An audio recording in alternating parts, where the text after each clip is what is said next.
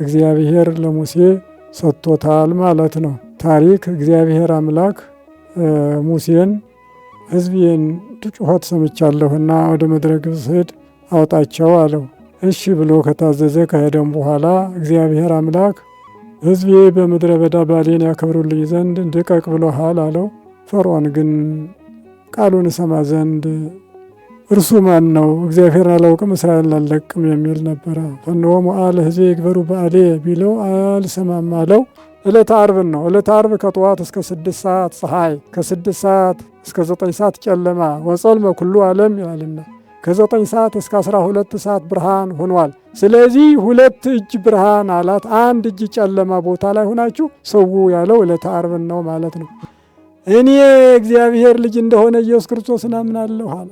በእውነቱ ጴጥሮስ አንተ የሕያው እግዚአብሔር ልጅ ነህ ብሎ የመሰከረው 3 ዓመት ተምሮ ነው። ናትናኤልም በዕፀ በለስ ስር ሲሰራ የነበረውን ፈልፍሎ ክርስቶስ ስለነገረ ነው። አንተ የእግዚአብሔር ልጅ የእስራኤል ንጉሥ ነው ብሎ የመሰከረው። ይህ ኢትዮጵያዊ ግን በደቂቃ ውስጥ ብቻ ኢየሱስ ክርስቶስ የእግዚአብሔር ልጅ እንደሆነ አምናለሁ በማለቱ ከሁሉ እንዲበልጥ ያደርገዋል።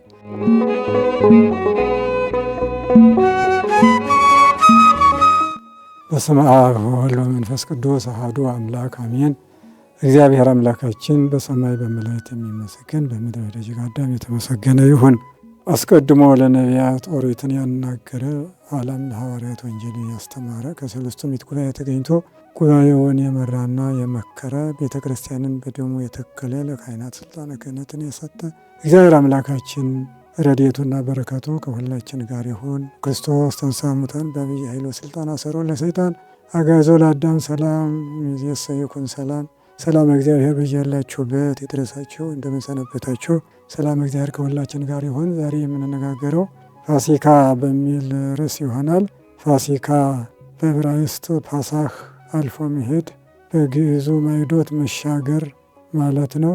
ይህ መነሻ የምናደርገው ዘዳግም 16 ቁጥር 1 ላይ ያለውን ነው። ዕቀብ ወርሃ ኒሳን ወግበር ፋሲካሁ ለእግዚአብሔር አምላክከ እስመ በወርሃ ኒሳን ወጻእከ እምድረ ግብፅ ሌሊተ ይላል እና ይህም ማለት ወርሃ ኒሳንን ጠብቅ፣ የእግዚአብሔር አምላክህን ፋሲካም አድርግ። በወርሃ ኒሳን ከግብፅ ሀገር በሌሊት ወጥተሃልና ለፋሲካውም የበግና የፍየል ጠቦትን ሰዋ፣ ዕድሜ የዘላለም ልክህም ይህ ሥርዓት ይሁን አለው ይላል። እንግዲህ እስራኤል ሳይማረኩ በፊት አቢብ ይባል ነበረ። ከምርኮ በኋላ ደግሞ ኒሳን ተብሎ ተነግሯል። በዚህ በወርሃ ኒሳን በሌሊት ወጥተሃልና ያንን ወር እንዳትረሳ ጠብቅ፣ በዚህም መጀመሪያ በወጣህበት ፋሲካውን አክብር ሲል እናገኛለን። ሙሉ ታሪኩ ዘጸአት 12 ቁጥር 1 ጀምሮ እስከ መጨረሻው ድረስ በሰፊው ተጽፏል። ማንበብ ይቻላል። ይኸውም ዝንቱ ወርህ ቀዳማየ አውራህ ይኩንክሙ ዋቅድምዎ እማወርሃ ዓመት ይላል። ይህ ወር የዓመት የወር መጀመሪያ የሆናችሁ ከዓመትም የመጀመሪያ ወር ሁሉ አስቀድሙት ይላል። እንግዲህ ይህ ሚያዝያ ነው። እኛ መስከረምን ከወራት ሁሉ እንደምናስቀድም እነሱ ደግሞ ሚያዝያን እንዲያስቀድሙ የዓመት የወር መጀመሪያ ይሆናችሁ ብሎ እግዚአብሔር ለሙሴ ሰጥቶታል ማለት ነው። ታሪክ እግዚአብሔር አምላክ ሙሴን ሕዝቤን ጩኸት ሰምቻለሁና ወደ ምድረ ግብፅ ሂድ አውጣቸው አለው። እሺ ብሎ ከታዘዘ ከሄደም በኋላ እግዚአብሔር አምላክ ሕዝቤ በምድረ በዳ ባሌን ያከብሩልኝ ዘንድ ልቀቅ ብሎሃል አለው። ፈርዖን ግን ቃሉን እሰማ ዘንድ እርሱ ማን ነው? እግዚአብሔርን አላውቅም እስራኤልን አልለቅም የሚል ነበረ። ፈንወ ሞዓለ ሕዝቤ ይግበሩ በዓሌ ቢለው አልሰማም አለው። ዘጸአት 5 ቁጥር 1 ጀምሮ እንደምናገኘው 9 መቅሰፍቶችን በግብፅ አድርጓል። በዚህም ስላልተመለሰ እግዚአብሔር አሁንም ለሙሴ ሞተ በኩርን አመጣለሁ ያን ጊዜ ይለቅሃል የሚል ነገረውና ሞተ በኩርማ ከመጣ የእስራኤልን በኩር ይሞትብኛል አለው። እንዲያማ እንዳይሆን የዓመት የሆነ ጠቦት ቀንዱ ያልከረከረ ጠፍሩ ያልዘረዘረ ጸጉሩም ያላረረ ስተሰውና መድረኩን መቃኑን ትቀባላችሁ። ያንን ደም እያየ መላከ ሞት ወይም መቅሰፍት ከቤታችሁ አይገባም። ማንኛውም እስራኤላዊ ይህን ምልክት ያድርግ። አልፎ ይሄዳል። ግብፃውያንን ግን ከእንስሳ እስከ ሰው የሚጠርግ ለሕዝበ እስራኤል የሚታደግ መቅሰፍት ይመጣል የሚል ነገረው። ይህ እንግዲህ ፖሳህ የተባለውን በዚያ ነው ማለፍ ማለት ነው በእነሱ። በእኛ ደግሞ ማዕዶት መሻገር ተብሏል። በግዕዝ ቋንቋ ፋሲካ ይሉታል። አስተፍከነ ተደሰተ አስደሰተ ብሎ ፋሲካ ደስታ ማለት ነው። ምናልባት ፓሲካ ብሎ ከተገኘ ግን የሐዘን የመከራ ማለት ሐዘን መከራ ማለት ነው። ጽዋ ፓሲካ ምሉአ ድህረ ሰለት ከሰትየ እንዳለ ደራሲው የሞላ የሐዘን ጽዋን መጠጣትን ከጨለጥክ በኋላ ብሎ ደራሲው እንደተናገረ ፋሲካ ማለፍ በሚለው በነሱ ወይም በእኛ መሻገር በሚለው ሚያዝያ 10 ቀን ሲሆን በጉን ታስራላችሁ። በ14ተኛው ቀን ሲመሽ 2 እጅ ብርሃን 1 እጅ ጨለማ ባለበት ትሰዋላችሁ የሚል ትእዛዝ ነው የተሰጠው። ይህን ሙሴና አሮን እያደረጉ ለብዙ ዘመናት ኖረዋል። ነቢያቱ አሮንና ሙሴ ብቻ አይደለም፣ ነገስታቱም እንደዚሁ። ለምሳሌ ያህል ንጉሡ ኢዮስያስ ሁለተኛ ዜና መዋዕል ምዕራፍ 35 ቁጥር 1 ጀምሮ እስከ መጨረሻው ስናነብ ሰፊው ታሪክ ነው ያለ። ኢዮስያስም ለእግዚአብሔር በኢየሩሳሌም ፋሲካ አደረገ። በመጀመሪያው ወር በ14ተኛው ቀን ይህም ተደረገ። እንዲሁም ደግሞ ሌዋውያን ሆይ እግዚአብሔር አምላካችሁንና ሕዝባችሁን እስራኤልን አገልግሉ ካለ በኋላ የእስራኤል ንጉሥ ዳዊትና የዳዊት ልጅ ሶሎሞን ሰሞኑን እንዳዘጋጁ ሁሉ በየተራችሁ አገልግሉ። እንደዚሁም ደግሞ ሶሎሞን በሰራው ቤተ መቅደስ ታቦቱን አኑሩ፣ ሸክም አይሆንባችሁም አለው ይላል። ቁጥር 7 ላይ ለፋሲካም መስዋዕት የሚሆን 30,000 የበግና የፍየል ጠቦት 3,000 ወይፈን ሰጠ። ይህም ሁሉ ከንጉሡ ሀብት ነበረ ይላል። የፋሲካው ታላቅነት ምን ያህል እንደሆነ 30,000 የበግና የፍየል ጠቦት 3,000 ወይፈን ንጉሡ ብቻ ያቀረበው ለፋሲካ መስዋዕት ይሄን ያህል ነበረ ብዛቱ ማለት ነው። እና በዚሁ አያይዞ ነው ቁጥር 18 ላይ ደግሞ ምን የሚላል? ከነቢዩ ሳሙኤል ጀምሮ በእስራኤል ዘንድ ከቶ እንደዚህ ተደርጎ አይታወቅም ያለ ፋሲካ። ኢዮስያስና ካህናቱም የሰውት ፋሲካ ከዚህ በፊት ያልተደረገ ነበረ ይላል አያይዞ። እና በዚሁ አይነት ኢዮስያስ ያደረገው ታላቅ ፋሲካን ማክበር ብቻ አይደለም፣ ቤተ መቅደሱን አድሷል። እንዲሁም ደግሞ አምልኮ ባዕድን አጥፍቷል። 3ኛ የፋሲካ ሌዋውያንን ካህናትን አቅርቦ እስራኤል ጋር ያዘጋጀ። እሱ እንዳደረገ ያደረገ የለም እስከተባለ ድረስ ቅዱስ ያሬድ በሰሙነ ትንሣኤ ለተረቡዕ በሚዘመረው አቡን ላይ አልቦ ዘገብረ በዓለ ዘከመ ገብረ ኢዮስያስ በዓለ ፋሲካ ይላል። የፋሲካውን በዓል ኢዮስያስ እንዳደረገ ያደረገ ሰው የለም። ተፈስሐ ውእቱኒ ወኩሉ ቤቱ ወገብረ በዓለ፣ እርሱም ተደሰተ ቤተሰቡም ሁሉ በዓል አድርጎ ተደሰቱ ሲል አያይዞ እኛን ደግሞ ወንሕነኒ ንትፈሳህ ዮም ወንግበር በዓለ ተስካረ ትንሣኤሁ ለመድኃኒነ፣ የመድኃኒታችን እየታችን ኢየሱስ ክርስቶስ የትንሣኤውን መታሰቢያ በዓልና አድርግ ዛሬ ደስ ይበለን ይላል። እነሱ ፋሲካን እንዳከበሩ እኛን ደግሞ የጌታችንን ትንሣኤ መታሰቢያ እናክብር ብሎ አነጻጽሮበታል ቅዱስ ያሬድና ያንን መጽሐፍ ቅዱስ ወስዶ ነው በዚህ ዘርዝሮ የሚነግረን ማለት ነው። ይህ በነቢያቱም በነገስታቱም እየወረደ መጥቶ ጌታችን በኢየሱስ ክርስቶስ ክብረ ምስጋና ይግባና በሚያስተምርበት ወቅት ያው ፋሲካው እንደነበረ እንረዳለን። ማቴዎስ 26 ቁጥር 17 ጀምሮ ወበቀዳሚት ዕለተ ፋሲካ መጹ አርዳኢሁ ለእግዚእ ኢየሱስ በእቴ ትፈቅድ ናስተዳሉ ለከ ትብላ ፍስሐ፣ ፋሲካውን ትበላ ዘንድ ቤት ልናዘጋጅህ ትወዳለህ አሉት። በመጀመሪያቱ ፋሲካ ቀን ቤት ልናዘጋጅህ ትወዳለህ አሉት። እርሱም ወይቤሎሙ እግዚእ ኢየሱስ ሁሩ ውስተ ሀገር ሀበ እገሌ ወደሚባለው ሀገር ሂዱ አለ። በማርቆስ ለይቶ የውሃ ማድጋ የተሸከመ ለማርቆስ 14:4 ሉቃስ 22:7 ጀምሮ እንደምናገኘው ማለት ነው። ያም እገሌ የተባለ ወይም የማድጋ ውሃ የተሸከመ አልዓዛር ነው ይታወቃል። ሆኖም በምን ሰወረ ቢሉት ያው ውሃው ትንቢት እንዲነገር የተነገረ ነው ይላሉ። ሐዋርያት እግሮቻቸውን ሲታጠቡ የጥምቀት ስርዓት ስለሆነ ውሃው ላይ ትንቢት ስለማሳረፍ ወይም ይሁዳ ቤቱን እንዳያውቅ ጸሐፍት ፈሪሳውያንን ይዞ እንዳይመጣ ለዚህ ስውሮታል ይላሉ። እንግዲህ ወደዚያ ሄዱና ወበልዎ ይቤለከ ሊቅ ጊዜ በጽሐ በኀቤከ እገብር ፋሲካ ምስለ አርዳኤ፣ ከደቀ መዛሙርቴ ጋር ፋሲካውን ባንተ ዘንድ የማደርገው ጊዜ መምህር ደርሷል ይልሃል በሉት ናላቸው። ወበልዎ ይቤለከ ሊቅ ይልሃል በሉ በኀቤከ እገብር ፋሲካ ምስለ አርዳኢየ ፋሲካውን ካንተ ዘንድ አደርጋለሁና ጊዜ ደርሷል ይልሃል ብላችሁ ንገሩት አላቸው። ሄደው እንዳለ አዘዘው። ወገቡ በከመ አዘዞሙ እንዳዘዛቸውም ሄደው አደረጉ። ወመሴተ ከዊኖ ረፈቀ ምስለ 10 ወክልኤቱ አርዳኢሁ በመሸም ጊዜ ጌታችን ኢየሱስ ክርስቶስ ከደቀ መዛሙርቱ ጋር በማዕድ ተቀመጠ ይላል ቁጥር 20 ላይ። ይህም ማለት በማዕድ ሲመሽ የተቀመጠው ለመነኮሳት ስርዓትን ለማስተማር የገዳም መቁነን 9 ሰዓት ብቻ ተበልቶ ነገ 9 ሰዓትን ይጠብቃሉና በዚህ ስርዓት ለመነኮሳት አርአያና ምሳሌ ሆኖ ተገኘ።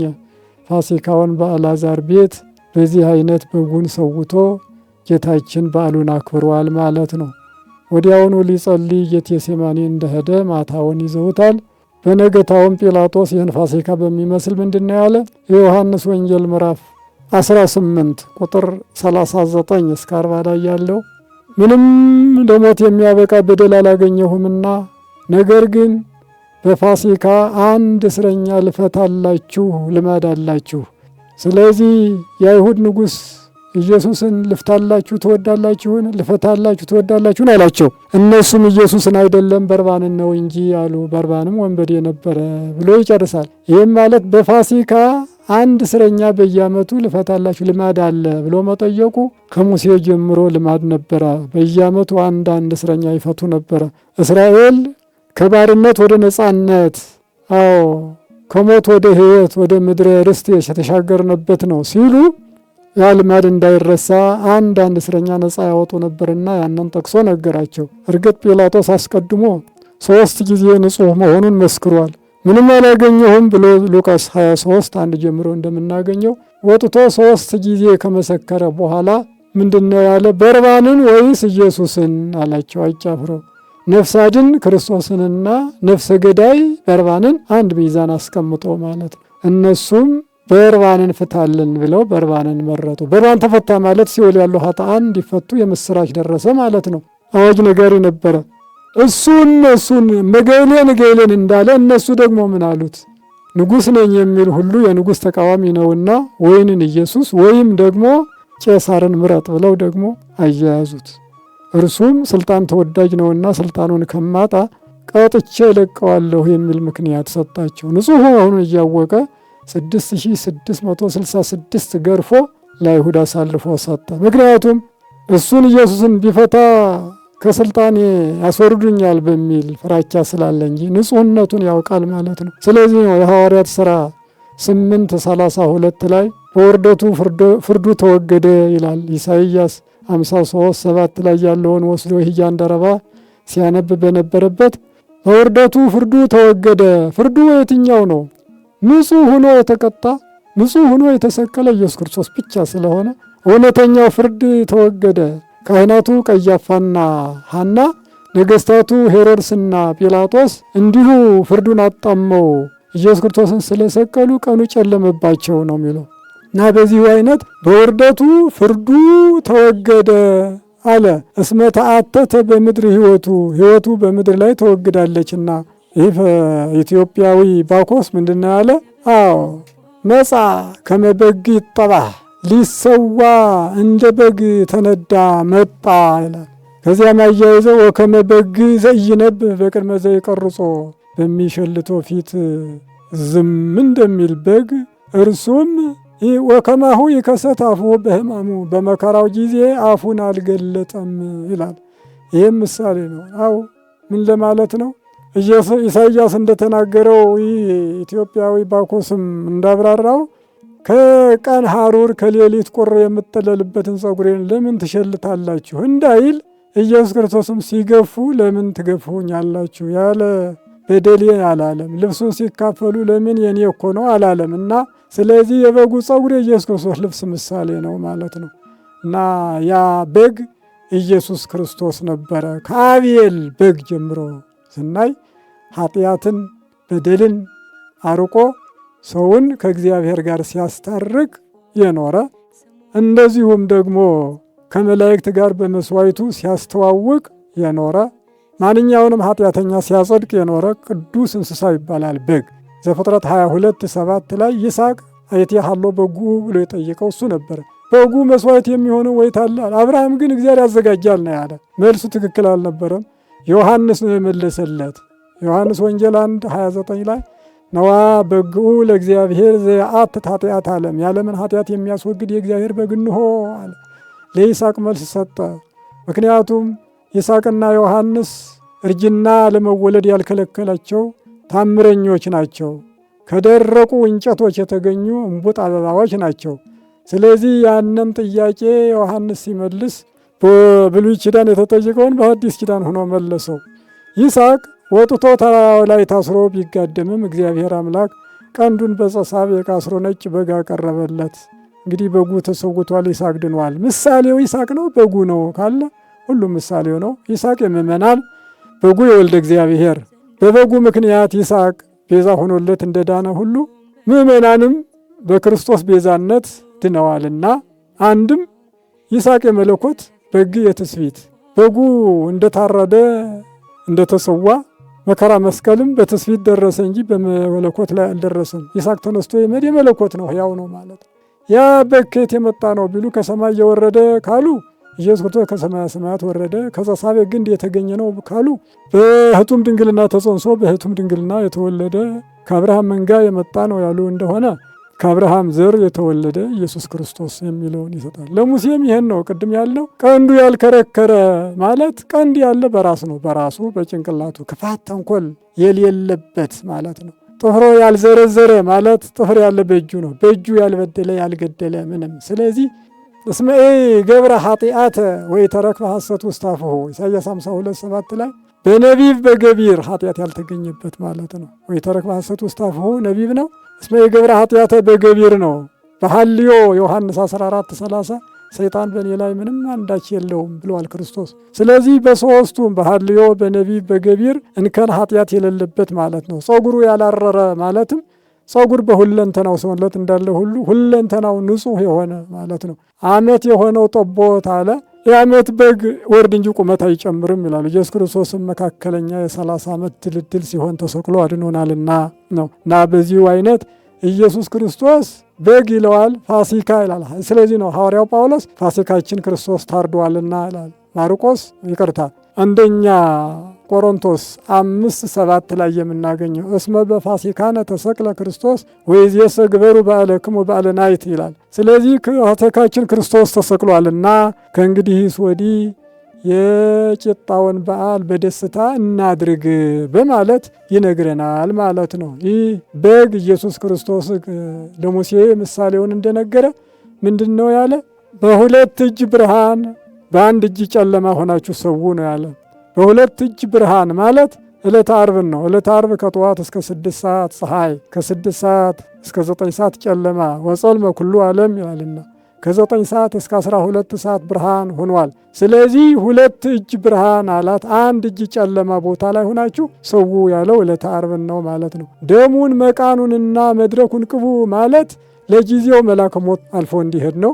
ፍጻሜው ግን ሥጋ ወደሙ በተቀበሉ ምእመናን መከራ አይጸናባቸውም፣ አጋንንት አይሰለጥኑባቸውም ሲል ነው። የቤቱ ደጃፍ የሰው ከንፈር ምሳሌ ነውና፣ ስለዚህ ዝግኑን የተቀቀለውን አትብሉ ብሎ ከልክሏል። ስለዚህ ሙስና መቃብር አለ አትበሉ፣ በመቃብር ተቀብሮ በሰበሰ ፈረሰ አትበሉ፣ ምክንያቱም የተቀቀለ በእጅ ላይ ይፈርሳልና እንዳትሉ፣ የተጠበሰ የብርንዶውንም አትብሉ ብሏቸዋል።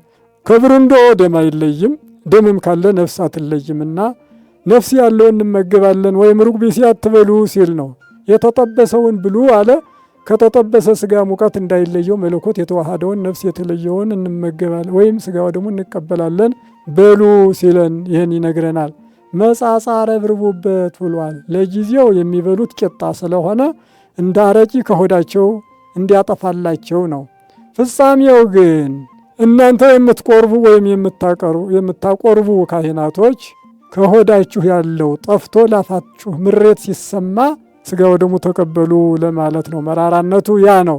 ምክንያቱም ለምሳሌ ያህል ጌታችን ምሴተ ሐሙስ 3 ሰዓት ተይዟል። ዓርብ 9 ሰዓት ሲሆን ጸማይኩ ተጠማሁ አለ። መራራ ከርቤና ሐሞት ሰጡት፣ ቀምሶ ተፋ ይለናል። ከሌሊቱ 9 ሰዓት ከቀኑ 9 ሰዓት 18 ሰዓት ጾሟል ማለት ነው። ሰው ሁሉ እያንዳንዱ እንደዚህ ሊያደርግ ይቻላል። ውሎ ቅዳሴ ሲሆን ይህ ሰንበት ከሆነ 15 ሰዓት 12 ሰዓት አርብ ማታ ቢተው ሌሊቱ 12 ሰዓት ቅዳሴ እስኪወጡ 3 ሰዓት 15 ሰዓት ይጾመዋል እንደማለት ነው። የበላችሁትን በልታችሁ የተረፈውን በእሳት አቃጥሉት ብሏቸዋል። የመረመራችሁትን መርምራችሁ ከዚህ በላይ ያለውን ምስጢር መንፈስ ቅዱስ ያውቃል በሉ ይላል። መንፈስ ቅዱስ የእሳት ምሳሌ ነውና ስትበሉም 7፣ 10፣ 12 ሆናችሁ ብሉ ብሏቸዋል። 7 በእነሱ ፍጹም ነው፣ 10 በእኛ ፍጹም ነው። ፍጹማን ሁላችሁ ሥጋውን ደሙን ተቀበሉ ሲለን ነው። 12 ለጊዜው የሚቀበሉት ነገደ እስራኤል ናቸው። ፍጻሜው ግን ሥጋ ወደሙ የሚቀበሉ 12ቱ ሐዋርያት ናቸውና ለቤተሰቡ የማይበቃ ሰው ቢገኝ ግን ከመንደር ጠርቶ ሰው ይመገብ አፍሮ ይላል። ይህም ማለት ሚስት የሌለው ሚስት ኑሮት፣ ባል የሌላት ባል ኑሯት ሥጋ ወደሙ ተቀበሉ ሲል ነው ብለው አባቶች ተርጉመዋል። የሚበሉትም ሰዎች እግራቸው ጫማ አድርገው ወገባቸው ታጥቀው በራሳቸው ኩፌት አድርገው በእጃቸው በትር ይዘው እንዲበሉ ያዛል። በእግር ጫማ ማድረግ ትምህርተ ወንጌልን ተምራችሁ ወገባችሁን በንጽሕና ታጥቃችሁ ማለት ነው። በራሳችሁ ኩፌት አክሊለ ሦክን በእጃችሁ በትር ነገረ መስቀልን እያሰባችሁ እየቸኮላችሁ ብሉ ነው ያለ። ለጊዜው መንገደኞች ናቸው፣ ፍጻሜው ግን ሞትና መቃብር አለብን እያላችሁ እያሰባችሁ ኑሮ ለማለት ነው። አጥንቱን አትስበሩ አለ። ለጊዜው የተጎዱ ግብፃውያን ናቸው፣ እስራኤል ግን አልተጎዱም። ፍጻሜው ኃጥአን ሲጎዱ ጻድቃን አይጎዱምና ፍጻሜው መጨረሻውም እንደ አርዮስ ፍጡር ቢሲ አትበሉ። ፍጻሜው ዕለተ ዓርብ ማታ በቀኝና በግራ የተሰቀሉትን ሽፍቶች ጭናቸውን ሰብረው ሲያወርዱ የኢየሱስ ክርስቶስን ግን ይሰበሩ ጊጾ ይላል። ጭኑን አልሰበሩም ፍጹም ሙቶ ነበርና ይላል። ያ ምሳሌ ይደርስ ዘንድ አስቀድሞ ለሙሴና ለአሮን እንደነገረ እናያለን ማለት ነው። እና ያ ንጹሕ በግ ክርስቶስ ነበረ ማለት ነው። በዕለተ ዓርብ ሦስቱንም አይነት ፈጽሟል። በኦሪት የነበረው ካህኑ አሮን ነው፣ መስዋዕቱ በግ ነው፣ ተቀባዩ እግዚአብሔር ነበረ። በዕለተ ዓርብ ግን የተደረገው ሦስቱንም ያጠቃልለ መስዋዕት የሚሆን በጉ ራሱ ኢየሱስ ክርስቶስ፣ ሊቀ ካህናቱ የሚሰዋው ኢየሱስ ክርስቶስ፣ መስዋዕቱን የሚቀበለው እግዚአብሔር ኢየሱስ ክርስቶስ፣ ሦስቱንም ፈጽሞ ንጹሕ በግ አለ ኢየሱስ ክርስቶስ። ስለዚህ ነው ጌታችን መድኃኒታችን ኢየሱስ ክርስቶስ እንደ ንጉሥ ያለፈውን ንጉሥ አቅርቦ ወቅሶ ሽሮ ሌላ ሹም እንዲሽር ኦሪትን አሳልፎ ወንጌልን ሾመ ሸለመ። ወንዘ ይበልዑ ነሣ ኅብስተ ይላል። ሲበሉም እንጀራውን ያዘና ባረከ ወፈተተ ቆረሰ 13 አደረገ። ራሱ ቀምሶ ለእነሱ ሰጣቸው። 12ቱ ለ12 ሐዋርያት፣ አንዱ ለራሱ።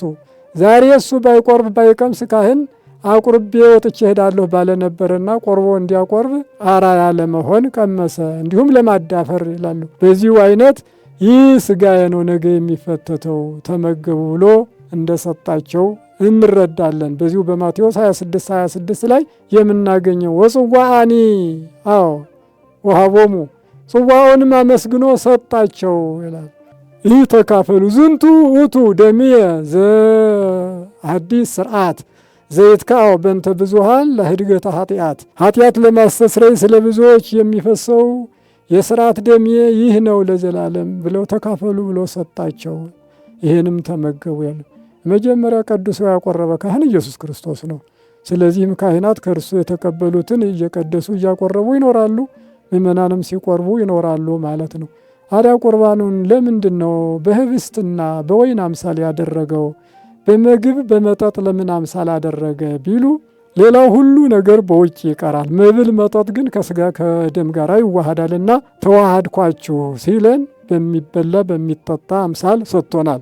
እንደዚሁም ደግሞ አፈቀርኳችሁ ሲለን ምግብ መብል ያፋቅራልና አፈቅራችኋለሁ ወደድኳችሁ ሲለን በዚሁ አድርጓል። በስንዴ በወይን ለምን አደረገ ቢሉ ምሳሌው ትንቢቱ እንዲደርስ ነው። እንፍሬ ሰርናይ ወይን ወቅብ በዝሃ ቀዳሚ ሕይወቱ ለሰብ ወይ እክል ወማይ ወይን ወሰርናይ ለዘይሰት ወይን ምንትኑ ሕይወቱ ዳዊትና ሲራክ የተናገሩት ስለነበረ ያንን ለመፈጸም ነው። እንዲሁም ምሳሌውም መልከጼዴቅ በስንዴና በወይን ይሰዋ ነበርና ትንቢቱን ባወቀ አናግረዋል። ምሳሌውንም እንዲሁ አስመስሎ አስገኝቷል ማለት። ምስጢሩስ እንዴት ነው ቢሉ ጌታችንና እመቤታችን የሚመገቡት ስንዴና ወይን ነበርና ፍጹም ሥጋዬን ፍጹም ደሜን ሰጠኋችሁ ለማለት ሰጥቶናል። አንድም በሚመስለው ነገር ማለት ነው። ስንዴ ስብ ሥጋ ይመስላል፣ ወይንም ትኩስ ደም ይመስላል። ስለዚህ በሚመስለው ነገር ሰጠን። ስንዴ ልባም መልካም ልባም ሴት የያዘችው እንደሆነ ነቅ የለበትምና ነቃን ውፋጭ የሌለው ሕግ ወይንም አንድ ጊዜ የተጣለው ኃይል እየጨመረ ያድራልና ኃይል የሚሆን ሕገ ወንጌልን ሰጠኋችሁ ሲለን በዚህ አይነት ሰጥቶናል። ስለዚህ ነው ሊቀ ሐዋርያት ጴጥሮስ በአንደኛ ጴጥሮስ 1:18 ላይ በእውነቱ በሚያልፈው በሚጠፋው በወርቅና በብር የተዋጃችሁ አይደላችሁም በከበረ በክርስቶስ ደም ነው እንጂ ይላል። በከበረ በክርስቶስ ደም ነው እንጂ። በብር በወርቅ የሚገዙ እንስሳት ናቸው።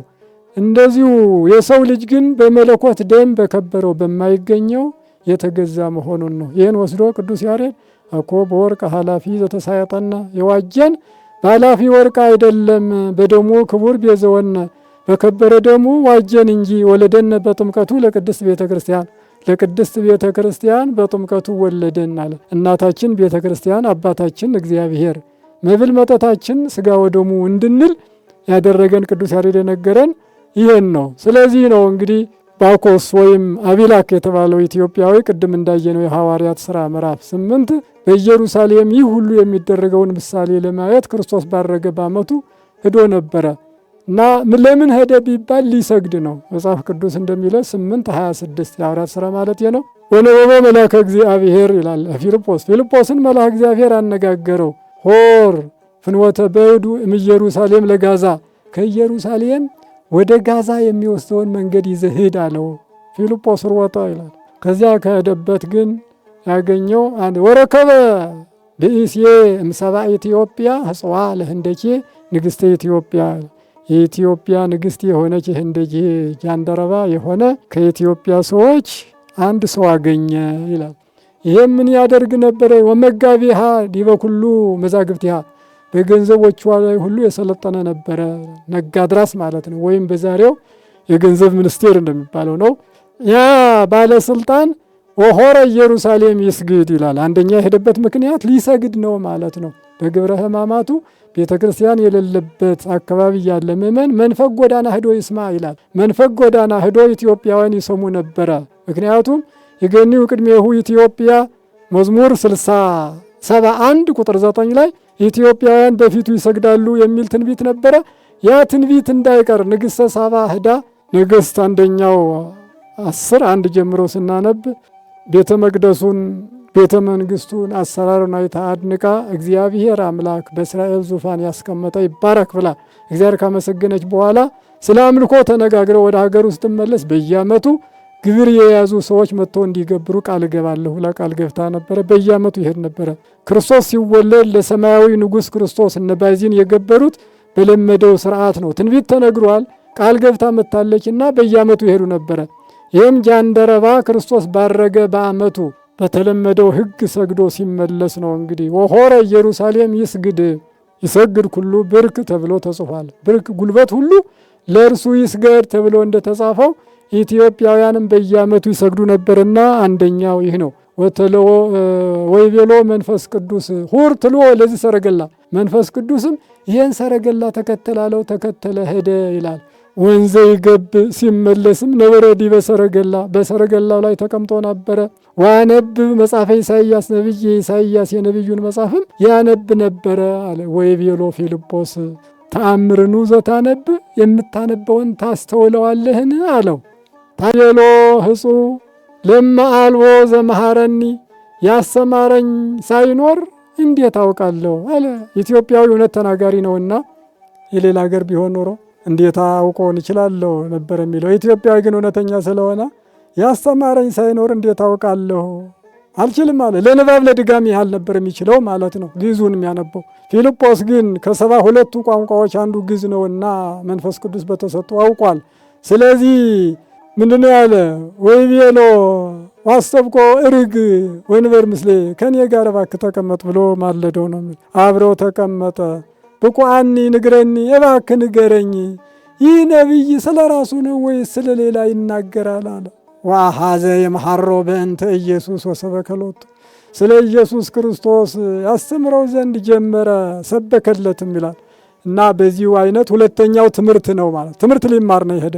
የምታነበውን ታስተውላለህ ስላለ ትምህርት ሊማር ሁለተኛ ደረጃ ትምህርት ሄዶ የመማር ግድ ነበረና ማንበብ ደግሞ ትልቁ የመጀመሪያ ነው። ወዘህጎ ያነብ መዓልተ ወሌሊተ ወይከውን ከመ ጽንተ ትክልት መዝሙር 1:3 ላይ ሕጉን ቀንና ሌሊት የሚያነብ እንደ በውሃ ዳር እንደተተከለች ዛፍ ይሆናል፣ ፍሬዋን በየጊዜዋ እንደምትሰጥ ቅጠሏም እንደማይረግፍ ይሆናል ብሎ ቅጠልን በሃይማኖት ፍሬን በምግባር ሙሃዘ ማይ የውሃ ፈሳሽ ረድኤተ እግዚአብሔር ተከቦ የሚኖር ሰው ነው በማለት ነቢዩ እንደነገረን ማንበብ ራእይ 1:3 ላይ መጽሐፉን የሚያነብና በውስጡ ያለውንም የሚጠብቅ ብፁዕ ነው ይላል። የሚያነብ የሚያስተውል ያነበበውንም የሚጠብቅ ብፁዕ ነው። ለኢያሱም ይህ ነው የተነገረው። ኢያሱ 1:7 ይህ መጽሐፍ ካፍህ አይለይ፣ ወደ ቀኝ ወደ ግራ አትበል፣ ከሙሴ ጋር እንደሆን ካንተ ጋር እሆናለሁ የሚል ነበርና ንባብ ወይም ትምህርት ለመማር ነው ሄደው። ሶስተኛው ምንድን ነው? ነዋ ዝየ ማይ መኑ ይከላእኒ ተጠምቆ ነበረ ያለው።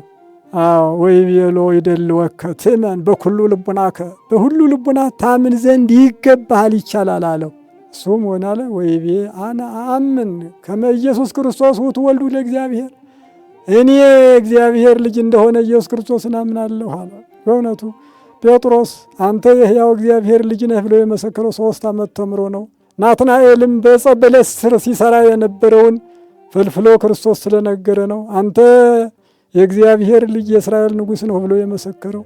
ይህ ኢትዮጵያዊ ግን በደቂቃ ውስጥ ብቻ ኢየሱስ ክርስቶስ የእግዚአብሔር ልጅ እንደሆነ አምናለሁ በማለቱ ከሁሉ እንዲበልጥ ያደርገዋል። ወዘኒ ተወለድ እምኔኪ ቅዱስ ውእቱ ወይሰመ ወልደ እግዚአብሔር ልዑል ብሎ መልአኩ ቅዱስ ገብርኤል የተናገረት ከአንቺ የሚወለደው የልዑል እግዚአብሔር ልጅ ይባላል ብሎ ሊቀ መላእክት ገብርኤል ሊቀ ሐዋርያት ጴጥሮስ የተናገሩትን ይህ ኢትዮጵያዊ አስቀድሞ እምነት ተቀበለ። እምነት ማለትም የጥንቱ መሰረቱ ይህች ናት፣ ኢትዮጵያውያን የተቀበሏት። ሶስተኛው ነው። አራተኛው ጥምቀትን ነው። ዋዘዘ ያቅምዎ ለሰረገላ፣ ሰረገላውን ያቁሙት ዘንድ አዘዘ። ዋቅምዎ ገቱለት ወወረዱ ክልኤሆሙ ህቡረ፣ ሁለቱም ወረዱና ዋጥመቆ አጠመቀው። ወመንፈስ እግዚአብሔር መሰጦ ለፊልጶስ፣ መንፈስ ቅዱስን አመጣ። የእግዚአብሔር መንፈስ ወረደና በተጠመቀው ባኮስ ላይ ወረደ። እንደገና ፊልጶስንም ወደ አዛጦን ወሰደው። ከዚህ በኋላ አላየውም ይላል። አራተኛው ነበረ ጥምቀት። ብቅ ጥልቅ ማለት ውሃ ውስጥ ገብቶ ወይም ጸልዮ በራስ ላይ መፍሰስ ወይም ውሃውን ታፍኖ መርጨት፣ ስርዓተ ጥምቀትን ተምሮ መጣ። አራተኛ ነበረ ማለት ነው። አምስተኛ ዋተወ ብሔሮ ዘይትፌሳ፣ ደስ እያለው ወደ ሀገሩ መጣ። ለምን ደስ አለ? ቅባት ፊት መንፈስ ቅዱስን ተቀብሏልና። በሉቃስ 3:22 ላይ ዘወቱ ሰመርኩ ዝንቱ ወልደ ዘአፈቅር ብሎ የእግዚአብሔር አብ ኢየሱስ ክርስቶስን ደስ የምሰኝበት ናል። በጥምቀት ደስ የምሰኝበት የምወደው ልጄ ይህ ነው አለ ይላል። ለምን በጥምቀት እግዚአብሔር አብ ደስ አለ? አዳም ልጆች ሁሉ በጥምቀት የእሱ ልጆች ሆነዋልና። በጥምቀት ከእሱ ስለምወለድ ደስ የምሰኝበት ልጄ የምወደው አለ። ስለዚህ ኢትዮጵያዊ ባኮስም ደስ የምሰኝበት እንዳለው ደስ ብሎት ወደ ሀገሩ ኢትዮጵያ መጣ ነው ምለው። በእውነቱ እንግዲህ ኢትዮጵያ ሀገራችን ከሌሎች ሁሉ ቀድማ የተገኘች፣ ጥምቀትን ለኢትዮጵያ የሰጡት ነገስታት ዩኔስኮ ባለቤቶች አዝነው ወደው አይደለም፣ መጽሐፍ ቅዱስ ስለሚወቅሳቸውና ከሀገራት ሁሉ ለጥምቀት ለእምነት ቀድማ የተገኘች ሀገር ስለ ቀዳማውያን እስራኤል ዳህራውያን ሆኑ። ዳህራውያን የነበሩ ኢትዮጵያውያን ቀደሙ፣ ከጸሐፍት ፈሪሳውያን ቀድሟልና። ምክንያቱም ንግሥት አዜብ ትትነሳ ወትትፋታሃ ለዛቲ ትውልድ ይላል ወንጌል። ንግሥት አዜብ ከምድር ዳርቻ ተነሳ የሶሎሞንን ጥበብ ልታይ መጥታለችና ከሶሎሞን የሚበልጥ ከዚህ አለ ብሎ ክርስቶስ የተናገረው በዚያ ትውልድ ላይ ትፈርዳለች እንዳለ፣ ባኮስም በሊቃናትና በጸሐፍት ፈሪሳውያን ላይ ይፈርድባቸዋል። ምክንያቱም ከወንጌላዊ ፊልጶስ ስብከት አምኗልና ነው። ስለዚህ ኢትዮጵያ ከሁሉ በላይ ሮሜ 10:20 ላይ ምንድን ነው የሚለው? እግዚአብሔር ለማይታዘዝ እና ወይም ደግሞ ላልጠየቀኝ ሕዝብ እጄን ዘረጋሁ ይላል። እጄን ዘረጋሁ። ኢትዮጵያ ግን ራሷን እጇን ወደ እግዚአብሔር ስለምትዘረጋ ወደ ኢትዮጵያ አይደለም ወደ እስራኤል ለማይታዘዝ ያው ለማልጠየቀ ላልፈለገ ሕዝብ እጄን ዘረጋሁ ሲል ኢትዮጵያ ታበጽሕደሃ በእግዚአብሔር፣ ኢትዮጵያ ግን እጆቿን ወደ እግዚአብሔር ትዘረጋለች ተብላ አስቀድማ የተነገረች ታላቅ አገር ናት። ክርስቶስ እንደ ጾመ ልጆቿን ይዛ ጾማ ቤተ ክርስቲያኒቱ፣ በሰሙነ ሕማማት እንደሰገደ ልጆቿን ይዛ ስግዳ ወድቃ ተነስታ፣ እንደዚሁ የኢየሱስ ክርስቶስ ተከታይ የሆነች ታላቅ አገር ናት። በፋሲካም የሚገባውን ፋሲካ አድርጋ ማለት ነው። ለምሳሌ ያህል በፋሲካ ዓርብ ሮብ ይሻራሉ። ይህ አባቶቻችን አንደኛ በታላቁ በዓልነት ነው። የልደት የጥምቀት ዋዜማው ማክሰኞና ሐሙስ ተጾሞ ዓርብና ሮቡ ይሻራሉ። በዓሉ ትልቅ ነው ለማለት ነው። ከነዚያ ግን ይልቅ ይሄ ይበልጣል። ሞት የተቀበረበት መቃብር የተከፈተበት ነፍሳት ከሲኦል የወጡበት ስለሆነ 50 ቀን ሙሉ እንዲበላ ባለ ረቡዕና ዓርብ የዕለት ተደምስሷል። የበዓሉ ታላቅነት ነው። ሁለተኛው ምክንያት በአብይ ጾም ውስጥ ቅዳሜና እሁድን ጾመናል። 7 ቅዳሜ 7 እሁድ አለ። ስለዚህ 14 ይሆናሉ። እነዚህን ጾመናል ከጾም ጋር አብረው ስለሆኑ ጥሉላት አይበሉምና። በፋሲካ ውስጥ ደግሞ 7 ረቡዕ 7 ዓርብ አለ። እነዚህ ደግሞ ስለ ህየንተ ረቡዕ ህየንተ ቅዳሜና እሁድ እዚህ ይሻራሉ ማለት ነው። እዚያ እነዚያን ስለ ጾምነ በዓላቱን ሁለቱን ከዚህ ደግሞ ሁለቱን ሽረን እንድንበላ አባቶቻችን አዘውናል ማለት ነው። ሌላው የመንግሥተ ሰማይ ምሳሌ ስለሆነ ነው። በመንግሥተ ሰማይ ምሳሌ ተድላ ስጋ በምድር እንዳለ ተድላ ነፍስ በሰማይ አለ። ክርስቶስ እንደነገረን ሰዎች ከተነሱ በኋላ እንደ እግዚአብሔር መላእክት ይሆናሉ እንጂ አያገቡም፣ አይጋቡም፣ አይበሉም፣ አይጠጡም ተብሎ በሰማይ ደስታ እንዳለ እንረዳለንና ነጫጭ ለብሶ ጥሉላት እየበሉ ክርስቶስ ተንሥአ እሙታን እያለ ክርስቶስ መነሳቱን የምንሰብክበት የደስታ ወቅት ፋሲካ በኦሪት ጊዜ የነበረው በወንጌል ደግሞ ትንሣኤ ደስታ ላይ ደስታ የተጨመረልን በዓል ስለሆነ እናከብረዋለን ማለት ነው። ፋሲካ ዓርብና ሮብን በሚመለከት ዛምላኬ ቅኔ ብዬ ልዝጋው። ስለዚህ ባለቅኔው ምን አለ? እደ ጾም ባኢል ሐፋሴ ሐመድ ውእቱ ምስለ ጸር ፋሲካ እስመ ሀብሩ ቦቱ ረቡዕ ወዓርብ ፍቁራኒሁ ክልኤቱ። እደ ጾም ባኢል የሀብታም ጾም እጅ ሐፋሴ ሐመድ ውእቱ አመድ አፋሽ ነው አለ። እጁ የባለጸጋ እጁ አመድ አፋሽ ነው። ምስለ ጸር ፋሲካ እስመ ሀብሩ ቦቱ ረቡዕ ወዓርብ ፍቁራኒሁ ክልኤቱ። ሁለቱ ወዳጆቹ ረቡዕና ዓርብ ከጠላት ፋሲካ ጋር ተባብረውበታልና እጅ አመድ አፋሽ ነው። አንድ ባለጸጋ አብልቶ አጥቶ ያ ዋጋው ሲቀርበት ጓደኞቹ ሁሉ ንቀው ለሌላ ጋራ ሲጠጉ ያዝናል። እጅ አመድ አፋሽ ነው፣ እንዲያው ባብልቼ አጥጥቼ እንዲያው ጠላት በዛብኝ ብሎ ያዝናል ማለት ነው። ሰም ነው። ወርቁ ግን ረቡዕና ዓርብ አብይ ጾም ጋር ተባብረው ሲኖሩ አሁን ግን አብይ ጾምን ጾመ ሐዋርያትን ትተው ከዚህ ደግሞ እሁድና ቅዳሜ ጋር መስለው ከሌሎች በዓላት ጋር አብረው ስጋ ጥሉላት እንዲበሉ ሆኑ እና ወዳጃቸው ጾምን ተው የሚል ይሆናል። እግዚአብሔር አምላክ የሰማነውን በልቦናችን ያሳድርብን፣ አገራችንን በሰላም ይጠብቅልን፣ ረድኤቱን በረከቱን ይላክልን። ይብቃን፣ ይቆየን። ሰላም ደሩ